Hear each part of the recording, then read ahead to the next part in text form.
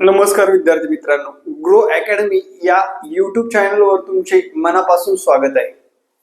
आजच्या या व्हिडिओमध्ये जे की आगामी होणारे टीईटी बाबतचे आंदोलन, शिक्षकांनी 5 डिसेंबर रोजी जे काही आंदोलन छेडलं होतं त्या आंदोलन करण्याचा प्रत्येकालाच अधिकार आहे आणि प्रत्येकाने केलं पाहिजे आपल्या न्याय हक्कासाठी. पण सर्वात महत्वाचं म्हणजे टीईटी बाबतचं आंदोलन आणि लहान मुलांना वेटीस धरणं हे कितपत चांगलं आहे हे शिक्षकांनी एकदा पाहावं. आता मुद्दा काय ते सांगतो. संप केल्यामुळे त्या दिवशीची शाळा सर्व महाराष्ट्रभर बंद ठेवावी लागली. सुप्रीम कोर्टाने निर्णय दिलेला आहे. इथे काही राज्य शासनाने किंवा कोणत्या पुढाऱ्याने निर्णय दिलेला नाहीये.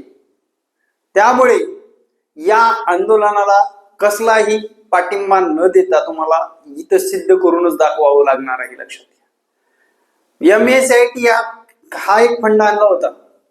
काय MSCIT हा फंड आणला होता. त्यावेळेस सुद्धा असाच विरोध झाला, पण शासनाने ते कंपल्सरीच करायला लावलं आणि त्याच्यातले मधले मार्ग सापडले, कंपल्सरी झालं. माऊस पण हाताळता येत नव्हतं शिक्षकांना, पण त्यांच्याकडे सर्टिफिकेट असल्यामुळं शासनाला त्यांना दुसरा कुठला दोष देता आला नाही.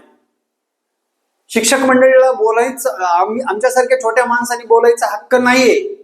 पण विषय मुद्दा असा आहे, सुप्रीम कोर्टाने निर्णय दिलाय आणि आपल्या ज्या काही NEP धोरणानुसार, NEP 2020च्या धोरणानुसार प्रत्येक शाळेमध्ये तज्ञ शिक्षक निर्माण व्हावा या कारणास्तव शाळेला स्पर्धेमध्ये आणण्यासाठी हा जो काही निर्णय झालेला आहे तो निर्णय आपल्याला आज ना उद्या मान्य करावा लागेल. आपल्याला अभ्यास करावाच लागेल. हेच या व्हिडिओच्या माध्यमातून सांगतो. आता राहिला आंदोलनाचा, त्याच्यामध्ये 2 वर्षाऐवजी 3 वर्ष तुम्हाला सूट देऊ शकतील बाबा, पुढे एखादे वर्ष एक्सटेंड करू शकतील. पण पूर्ण भारतामध्ये ज्या या टीईटीला विरोध होतोय त्या विरोधाला कुठंही थारा मिळेल असं कुठलंही चिन्ह दिसत नाहीये. त्यामुळे शिक्षक मंडळींनो, एकच सांगतो, तुम्हाला ही परीक्षा पास करायची, क्रॅक करायची आहे. प्रतिवर्षाप्रमाणे या वर्षीची टीईटी एक्झाम तुलनेने सोपी होती, कारण शिक्षक मंडळी या परीक्षेला बसली होती. या कारणास्तव आपण सुद्धा या शिक्षक मंडळीला यावेळेस पास केलेला आहे. पण रोजचं 1-2 तास देऊन जर अभ्यास केलात तर टीईटी फार अवघड नाहीये आणि तुमच्याकडून क्रॅक होऊनच जाईल. तर अभ्यास करावं, आम्ही मुलं शिकवावं हा प्रश्न सुद्धा आहे. आणि बरोबर आहे, म्हटलं पाहिजे संच मान्यतेनुसार, ते आपल्याला पटलं. संच मान्यतेनुसार शिक्षक भरले गेले पाहिजेत. 100% मुद्दा चांगला आहे. मग इतके दिवस झोपले होते का? इतके दिवस झोपले होते का?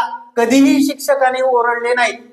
इव्हन एखाद्या संघटनेला काम करावं लागलं, आमच्यासारख्या बेरोजगार लोकांनी काम केलं, पण आतापर्यंत शिक्षकांनी त्यांचा सहभाग या भागामध्ये या मुद्द्यावर कधीही लढवला नाही. म्हणून लक्षात घ्या, प्रज्ञाशोध परीक्षा, स्कॉलरशिप परीक्षा, नवोदय परीक्षा, त्यानंतर 8वी 5वी परीक्षा जे काही स्कॉलरशिपची असतील ते, 4थी 7वी परीक्षा, हेच पुस्तक वापरा आणि चांगला दर्जेदार अभ्यास करा. तुम्हाला 100% टीईटी क्रॅक होऊ शकते. आपण काय केलोय, टीईटी संपली, बॅचेस बंद नाही. लक्षात घ्या, टीईटी साठी खास करून शिक्षकांना मार्गदर्शक करणारी, रोज मीटिंगच्या माध्यमातून शिक्षकांना रोज काहीतरी एक वेगळं शिकवणारी महाराष्ट्रातील 1 नंबरची ग्रो अकॅडमीची बॅच चालू केलेली आहे. त्या बॅच मध्ये मी थोडक्यात सांगतो काय दिलं जाणार आहे. डे टू डे प्लॅन दिला जाणार आहे. त्या प्लॅन नुसार तुम्हाला अभ्यास करावा लागणार आहे आणि त्या अभ्यासातून आपल्याला आगामी काळातली टीईटी एक्झाम पास करायची आहे. मुद्दा असा आहे, 53 वर्षापर्यंत कोणत्याही शिक्षकाला टीईटी परीक्षा पास करावीच लागणार आहे. पण दुसरा मुद्दा असा आहे, त्यांना काढून टाकलं जाणार नाही हो. त्यांचं प्रमोशन आणि पगारवाढ होणार नाही. लक्षात घ्या, प्रमोशन आणि पगार वाढ होणार नाही. मग आपल्याला गुणवत्ता सिद्ध करणं तेवढंच महत्वाचं आहे. या व्हिडिओच्या माध्यमातून सांगतो. आमच्यासारखे बेरोजगार भरपूर पडून आहेत रोजगार मिळवण्यासाठी.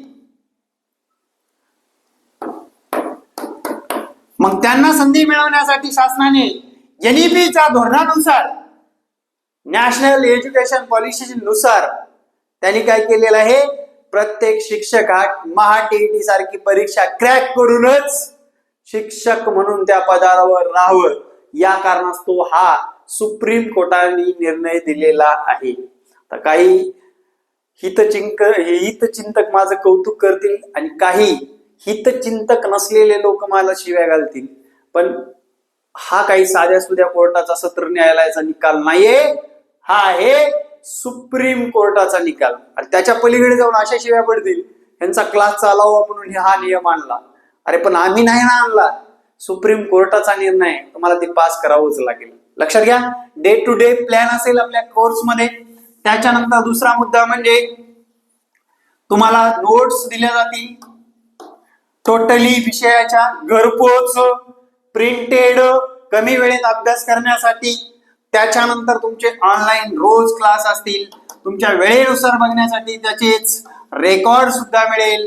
मागच्या क्वेश्चन पेपरचा आढावा घेऊन क्वेश्चन पेपरचं एक्सप्लेनेशन सुद्धा मिळणार आहे. आणि ही बॅच काय आज 4 दिवसात लगेच परीक्षा नाही, अशा कारणास्तव आपण ती परीक्षेपर्यंत बॅच देणार आहोत. परीक्षेपर्यंत आपल्या विद्यार्थ्यांसोबत असणार आहोत. आणि महाराष्ट्र शासनाने घोषित केलेलं आहे, महाराष्ट्र परीक्षा परिषदेने घोषित केलेलं आहे, वर्षातून 2 वेळेस TET एक्झाम क्रॅक म्हणजे परीक्षा होणार आहे. त्या परीक्षेचा अभ्यास करावा. हा आपला संपर्क क्रमांक आहे. काही अडीअडचणी असतील नक्कीच माझ्याशी शेअर करू शकता. 9665484048. आंदोलनाचा काय पडताच पडतो बघू आपण. शासन बोलतानाच बोलले बघ, लक्षात घ्या. शिक्षण मंत्री काय बोलले, आम्ही प्रयत्नशील राहू, आम्ही करू म्हटले नाही, कारण तो सुप्रीम कोर्टाचा निर्णय आहे. हो, सुप्रीम कोर्टाने निर्णय दिलेला आहे. तो काही साध्या कोर्टाने दिला असता तर त्यातला मधला मार्ग काहीतरी वेगळा निघाला असता. आणि तो फक्त महाराष्ट्रावर नाही, ऑल इंडिया मधील प्रत्येक शिक्षकासाठी आहे. या कारणास्तव ही परीक्षा तुम्हाला थोडाफार अभ्यास करून सुद्धा पास करावीच लागणार आहे.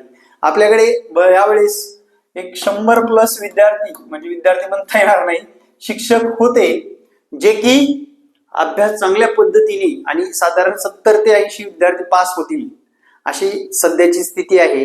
त्यामुळे तुम्ही सुद्धा या बॅचला जॉईन करू शकता. थँक्यू. जय हिंद. चुकलं असेल तर क्षमस्व. धन्यवाद. जय महाराष्ट्र.